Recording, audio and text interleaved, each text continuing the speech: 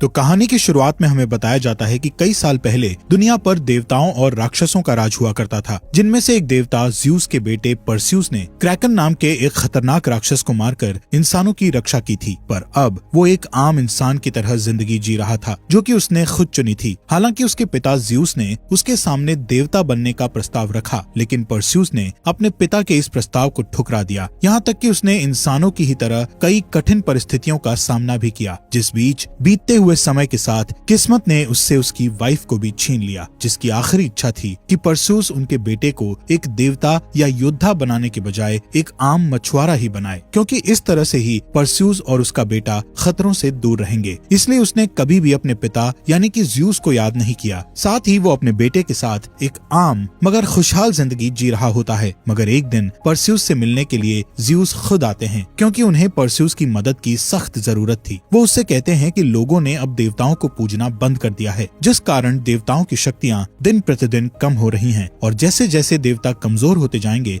उसी तरह उनकी बनाई सारी चीजें या रचनाएं भी नष्ट हो जाएंगी। अब जब ज्यूस परस्यूस से ये सब कह रहे होते हैं, तभी अचानक से वहाँ पर हल्का सा भूकंप आता है, जिसे देखकर परस्यूस समझ जाता है कि ये टार्टर्स की दीवारें कमजोर होने के कारण हो रहा है, जो कि असल में एक ऐसी जेल है जहाँ पर कई सारे खतरनाक और विशाल दैत्य कैद हैं, जिनमें से एक ज्यूस के पिता क्रोनोस भी हैं। यहाँ ज्यूस परस्यूस से बोलते हैं कि दिन प्रतिदिन टार्टर्स की दीवारें कमजोर होकर टूटती जा रही हैं, और अगर टार्टर्स तबाह हो गया तो क्रोनोस आजाद होकर पूरी दुनिया को खत्म कर देगा। साथ ही अगर लोग ऐसे ही देवताओं को भुला देंगे तो हम भी पहले की ही तरह अमर नहीं रह पाएंगे, मतलब कि अब हमारी भी मौत हो सकती है। जो सब बातें सुनकर परस्यूस उनसे पूछता है कि आखिर वो उसे ये सब क्यों बता रहे हैं, ये तो देवताओं की समस्या है। इस पर ज्यूस बोलते हैं कि क्रोनोस को रोकने के लिए उन्हें उसकी मदद चाहिए, जिसके लिए परस्यूस इनकार करके उन्हें वहाँ से चले जाने के लिए कहता है, क्योंकि वो नहीं चाहता था कि वो और उसका बेटा इन सब मुसीबतों में फंसे। जो बात सुनकर ज्यूस भी उदास मन से चुपचाप वहाँ से चले जाते हैं। अब इसके बाद ज्यूस अपने भाई पोसाइडन और उसके बेटे एरीस के साथ अंडरवर्ल्ड में अपने तीसरे भाई हेडिस से मिलने के लिए जाते हैं, ताकि उसकी शक्तियों की मदद से तीनों भाई टार्टर्स की दीवारों को टूटने से बचा सकें। लेकिन हेडिस उनका साथ देने से इनकार कर देता है, और यहाँ वो एरीस के साथ मिलकर ज्यूस और पोसाइडन पर हमला कर देता है, जिससे हम समझ पाते हैं कि पोसाइडन का बेटा एरीस भी हेडिस से मिला हुआ है, क्योंकि ये दोनों ही चाहते हैं कि वो क्रोनोस को आजाद होने में मदद करें, जिसके बदले वो क्रोनोस से अपनी अमरता वापस हासिल कर सकें। और यहाँ दोनों मिलकर ज्यूस और पोसाइडन को हराकर कैद कर लेते हैं। इसी बीच हमें दिखाया जाता है कि टार्टर्स की दीवार टूटने के कारण उसमें से अलग अलग खतरनाक क्रीचर्स बाहर निकलते जा रहे हैं, जिनमें से हम एक 2 मुंह वाले ड्रैगन को भी देखते हैं, जो निकलते ही तुरंत परस्यूस के गांव पर हमला कर देता है। जहाँ जब परस्यूस मछलियाँ पकड़ रहा होता है तो वो इस तबाही को देखकर उस ड्रैगन से सीधा लड़ जाता है, जिस दौरान वो किसी तरह से उस ड्रैगन को हरा तो देता है, लेकिन इस लड़ाई में वो काफी ज्यादा घायल हो जाता है, जिस कारण वो अपनी मरहम पट्टी करवाने के लिए एक औरत के पास जाता है, जो उसके बारे में सब कुछ जानती थी। वो परस्यूस से बोलती है कि लोग देवताओं को भुलाते जा रहे हैं, जिस वजह से हालात दिन पर दिन बदतर होते जा रहे हैं, इसलिए उसे कुछ न कुछ तो करना चाहिए, क्योंकि ज्यूस के बेटे होने के कारण वो भी एक देवता ही है। अब यहाँ उसकी इस बात पर परस्यूस उसे बताता है कि उसने अपनी मरती हुई पत्नी को वचन दिया है, वो कभी भी अपने बच्चे को इस लड़ाई और खतरे के माहौल में नहीं ले जाएगा। इस पर वो औरत उसे समझाती है कि जब तुमने वादा किया था तब सिचुएशन कुछ और थी, और आज सिचुएशन अलग है, इसलिए उसे अपने फर्ज से मुंह नहीं मोड़ना चाहिए। जिसकी ये बात परस्यूस को सोचने पर मजबूर कर देती है, और वो अपने बेटे के साथ एक जगह जाता है जहाँ ज्यूस का मंदिर था, मगर उस मंदिर की हालत काफी ज्यादा खराब हो चुकी थी, क्योंकि अब देवताओं को पूजने के लिए यहाँ कोई भी नहीं आता था। हालांकि यहाँ परस्यूस अपने पिता ज्यूस को याद करता है, लेकिन वहाँ ज्यूस के बजाय घायल पोसाइडन प्रकट होते हैं, क्योंकि ज्यूस को हेडिस और एरीज ने बंदी बना लिया होता है, ताकि वो उसकी सारी पावर सोख कर क्रोनोस को जिंदा कर सकें, जहाँ से पोसाइडन किसी तरह से वहाँ से निकल पाए थे। वो परस्यूस से कहते हैं कि क्रोनोस को बाहर आने से अब तुम्हें ही रोकना पड़ेगा, क्योंकि अब देवता पहले की तरह अमर नहीं रहे, इस दुनिया को सिर्फ वही बचा सकता है। यहाँ परस्यूस पोसाइडन से बोलता है कि जब देवता कुछ नहीं कर पाए तो आखिर वो क्या कर लेगा, क्योंकि वो तो बस एक डेमी गॉड यानी कि आधा देवता है। पोसाइडन बोलते हैं कि उसे अपने ही जैसे एक और डेमी गॉड यानी उसके बेटे एग्नोर के पास जाना होगा। वो इस वक्त रानी एंड्रोमेडा के राज्य में कैद है। फिर वो तुम्हें हेफेस्टस नाम के एक आदमी के पास लेकर जाएगा, जिसने टार्टस का नक्शा तैयार किया था, जिससे वो वहाँ पहुंचकर क्रोनोस को रोकने के साथ ज्यूस को भी बचा सकते हैं। यहाँ पोसाइडन अब कमजोर पड़ते जा रहे थे, इसलिए इसलिए वो अपना त्रिशूल परस्यूस को सौंपकर मिट्टी बनकर गायब हो जाते हैं। मतलब कि यहाँ उनकी मौत हो चुकी थी। अब ये देख परस्यूस अपने बेटे को वहीं छोड़ वहाँ से सीधा रानी एंड्रोमेडा के पास पहुंचकर उन्हें सब कुछ बताता है, जो परस्यूस को पहले से ही जानती थी, क्योंकि परस्यूस ने क्रैकन से उनकी जान बचाई थी। इसलिए उन्हें परस्यूस की बात पर विश्वास हो जाता है। यहाँ परस्यूस एग्नोर से मिलता है और उससे बोलता है कि उसे पोसाइडन ने यहाँ भेजा है। यहाँ अपने फादर का नाम सुनते ही एग्नोर उसे यहाँ से चले जाने के लिए कहता है, जिस पर परस्यूस उसे बताता है कि उसके पिता पोसाइडन की मौत हो चुकी है और वो ज़्यूस का बेटा होने के साथ उनका भाई भी है। यहाँ परस्यूस उसे समझाता है कि देवता अब पहले की तरह अमर नहीं रहे, इसलिए उन्हें कुछ भी करके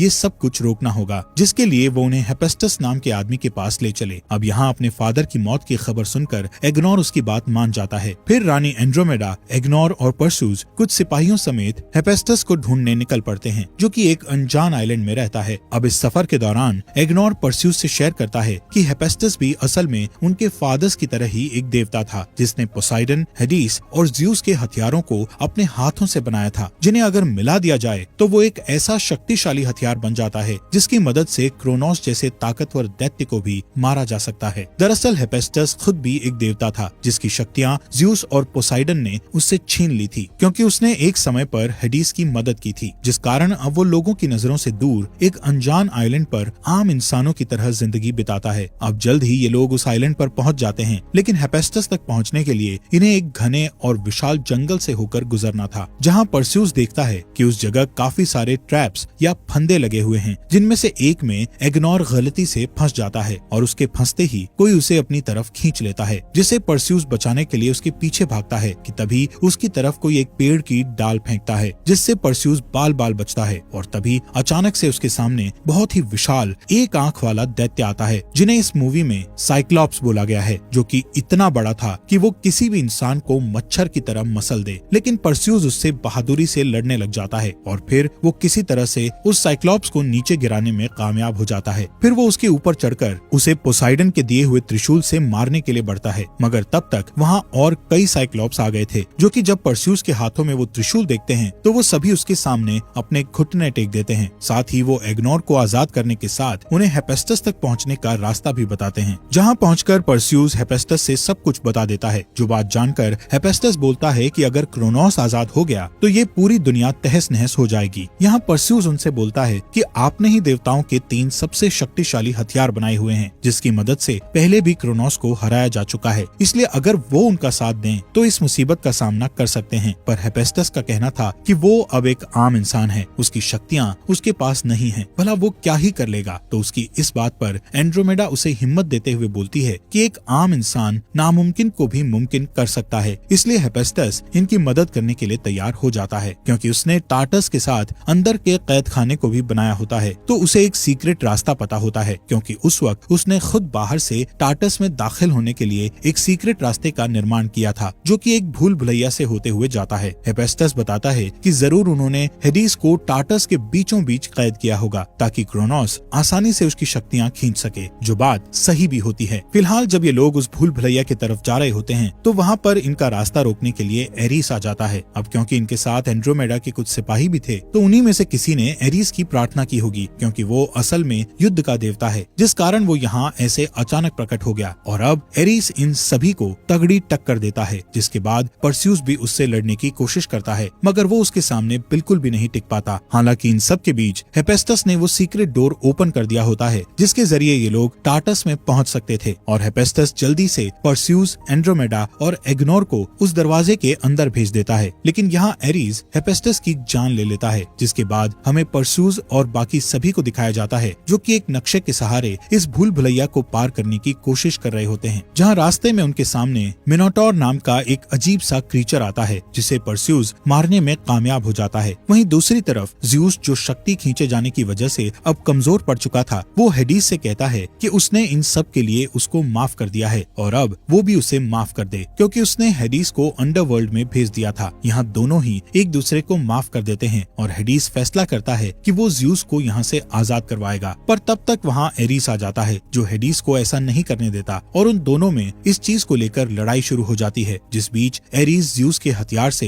हेडिस को मारने जाता है, लेकिन ज़्यूस उस हथियार को निष्क्रिय कर देता है। दरअसल उससे तभी किसी को मारा जा सकता है जब ज़्यूस खुद चाहे। अब क्योंकि यहाँ ज्यूस ने हेडीस का साथ दिया था, इसलिए वो एरीज से लड़ने लग जाता है और दोनों लड़ते लड़ते नीचे गिर जाते हैं, जिस दौरान भूल भुलैया को पार करके परस्यूस भी वहाँ पहुँच चुका था। पर ज्यूस को क्रोनोस की कैद से छुड़वाना आसान नहीं था और अब तक काफी देर भी हो चुकी थी, क्योंकि क्रोनोस ज्यूस की सारी शक्तियाँ सोखने के बाद आजाद होने वाला था। इसी बीच वहाँ हेडीस पहुंचकर परस्यूस की ज्यूस को छुड़वाने में मदद करता है। तभी वहाँ एरीज फिर से आ जाता है, जिसका एक बार फिर से परस्यूस से सामना होता है और इस बीच दोबारा से परस्यूस एरीज के सामने बिल्कुल भी नहीं टिक पाता, जहाँ हेडीस उसकी मदद करने की कोशिश करता है। इसी दौरान क्रोनोस भी आजाद हो जाता है, जो देख परस्यूस अपने साथियों और ज्यूस को लेकर वहाँ से निकलने की कोशिश करता है। इसलिए एरीज, जिसने लड़ाई के दौरान पोसाइडन का त्रिशूल परस्यूस से छीन लिया था, उससे वो ज्यूस के पीठ पर वार करता है, जिससे ज्यूस घायल हो जाता है। इसलिए वो यहाँ से तुरंत निकलने के लिए हेडीस और पोसाइडन के हथियार को मिलाकर एक पोर्टल जैसा ओपन करके सीधा एंड्रोमेडा के राज्य में पहुँच जाता है, जहाँ अब कभी भी एरीज और क्रोनोस का हमला हो सकता था। इसलिए एंड्रोमेडा अपनी पूरी सेना को इस लड़ाई के लिए तैयार करती है, मगर क्रोनोस को सिर्फ उन 3 हथियारों को मिलाकर ही मारा जा सकता था, जिनमें से 2 तो परस्यूस के पास होते हैं, पर जो ज्यूस का हथियार था वो इस वक्त एरीज के पास था। इसलिए परस्यूस टेलीपैथी के जरिए अपने भाई एरीज से संपर्क करता है और उसे लड़ने की चुनौती देता है, ताकि ये पता लग सके कि उनमें से बेहतर कौन है, जिसके लिए वो एक मंदिर में जाता है और कुछ देर बाद वहाँ एरीज भी पहुँच जाता है। फिर उन दोनों में एक जोरदार लड़ाई शुरू हो जाती है। वहीं इधर रानी एंड्रोमेडा और एग्नोर सेना के साथ उन सभी शैतानों का सामना कर रहे होते हैं जो टार्टस से क्रोनोस के साथ आजाद हुए थे। और तभी इसी बीच वहाँ क्रोनोस आ जाता है, जो जिधर भी जा रहा था वहाँ सब कुछ खत्म होता जा रहा था। उसके सामने टिकना किसी के लिए भी नामुमकिन साबित हो रहा था। इसी दौरान ज्यूस से मिलने के लिए हेडीस आता है। वो उससे कहता है कि हमें मिलकर क्रोनोस को कुछ देर तक रोकना होगा, ताकि परस्यूस को कुछ देर और समय मिल जाए। और इतना कहने के बाद हेडीस ज्यूस को अपनी आधी शक्तियाँ दे देता है, जिससे अब वो पहले की ही तरह हो जाता है। लेकिन अब भी दोनों सिर्फ क्रोनोस को कुछ देर तक रोक सकते थे, मार नहीं सकते थे। जो बात जानते हुए भी वो क्रोनोस का अपनी शक्तियों से मुकाबला करने लगते हैं, जिसने चारों तरफ तबाही मचाई हुई थी। साथ ही ज्यूस की शक्तियाँ खत्म होती जा रही थी, जिस कारण वो एक बार फिर से घायल हो जाता है। वहीं दूसरी ओर परस्यूस भी ज्यूस के हथियार की मदद से एरीज को मारने में कामयाब हो गया था और अब वो बिना देरी किए पोसाइडन, हेडीस और ज्यूस के हथियार को मिलाकर एक नया हथियार बनाता है, जिससे क्रोनोस को मारा जा सकता था। इसलिए तुरंत वो अपने उड़ने वाले घोड़े पर बैठकर क्रोनोस को मारने की कोशिश करता है, जो काम इतना आसान नहीं था। लेकिन वो क्रोनोस के वार से बचते हुए उसके मुंह के अंदर जाकर उस हथियार से सीधा उसके दिल पर वार करता है, जिससे क्रोनोस एक विस्फोट के साथ खत्म हो जाता है और उसमें से परस्यूस बाहर निकलता है, जो सबसे पहले हेडीस के पास जाता है। वो उससे कहते हैं कि अब उनका आखिरी समय आ चुका है और अब इसी के साथ देवताओं का भी समय खत्म हुआ। जिस चीज पर परस्यूस बोलता है कि क्या हेडीस भी अपनी शक्तियों की मदद से आपको बचा नहीं सकते, तो जवाब में ज्यूस बोलता है कि उसने एक बार ये काम पहले ही कर दिया है, अब वो भी कुछ नहीं कर सकता। और फिर ये बोलते ही ज्यूस भी धूल में बदलकर वहाँ से गायब हो जाते हैं, क्योंकि देवताओं की मौत ऐसे ही होती है। अब ज्यूस के मरने के बाद हेडीस परस्यूस से बोलता है कि उसकी भी सारी शक्तियाँ खत्म हो चुकी हैं और ये बात बोलकर वो भी वहाँ से चला जाता है। अब इसके बाद परस्यूस एंड्रोमेडा और एग्नोर से जाकर मिलता है, जो इस लड़ाई को जीतकर काफी खुश थे। यहाँ एंड्रोमेडा और परस्यूस एक दूसरे को पसंद करने लगे थे, इसलिए उनके बीच प्यार का इजहार होने के साथ दोनों एक किस भी शेयर करते हैं। जिसके बाद परस्यूस अपने बेटे के पास जाता है, जो अपने फादर से पूछता है कि वो वापस कब जाएंगे। तो जवाब में परस्यूस बोलता है कि वो वापस नहीं जाएंगे, बल्कि अब वो अपनी जिंदगी एक योद्धा की तरह जिएंगे। फिर वो उसे बताता है कि वो महान ज्यूस का पोता है और साथ ही वो उसे अपनी तलवार देकर कहता है कि क्या वो इस तलवार का भार संभाल पाएगा, जिसके जवाब में उसका बेटा हाँ में जवाब देता है। और इसी के साथ ये मूवी यहीं एंड हो जाती है। और दोस्तों, हमारे फॉक्स एक्सप्लेनर हिंदी चैनल को सब्सक्राइब करने के लिए आपका दिल से शुक्रिया।